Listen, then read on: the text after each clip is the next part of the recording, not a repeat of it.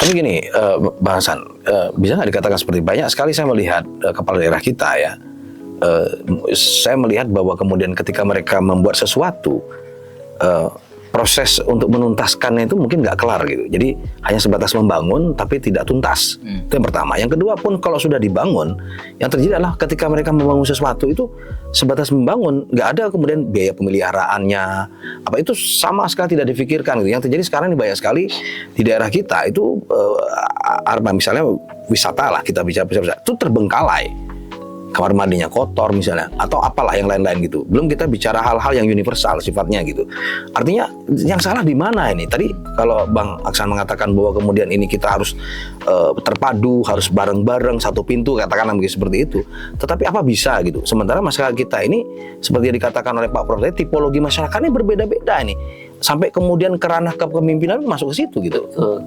Jadi ada ini tadi, ada beberapa jawaban sebenarnya dari pertanyaan itu.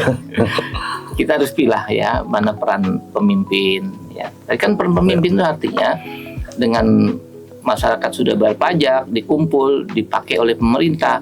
Nah, duit itu harus fokus. Harus fokus, jangan cirit dikit. Nggak dapat apa-apa. Kayaknya nggak. Itu contoh ya. Saya tadi mengambil contoh saja tentang pertanian terpadu ya. Jadi kita fokus misal ke pertanian dulu, jangka menengah, kan jawaban itu kan. Tapi jangka panjang bisa pelabuhan, karena masuk 5 pelabuhan besar, masuk Alki, ya harus kita punya ini bargaining yo. Nah itu fokus ke situ, misal tahun keberapa kita benar-benar bangun. Sekarang kan nggak jelas. Saya kan Dewan Provinsi Komisi 3 saya yang Bapeda. Nggak ada planning dia untuk memecah batu. Kalau alasannya batu, kapan? Nggak ada.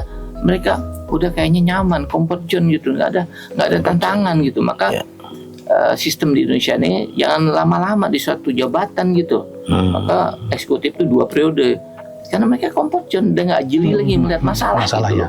Kita kecewa. Ya. Jadi pertanyaannya bagaimana ya, itulah kita fokus melihat dengan ruang terbatas ini, kita fokus, ada hasilnya, dan tentu leadership harus diperlukan untuk memastikan bahwa jalan sesuai program gitu loh. Nah, jangan sampai saya tahu lah, ada juga udah pengalaman di pemerintah. Jangan sampai proyek oriented gitu loh. Masalah loh.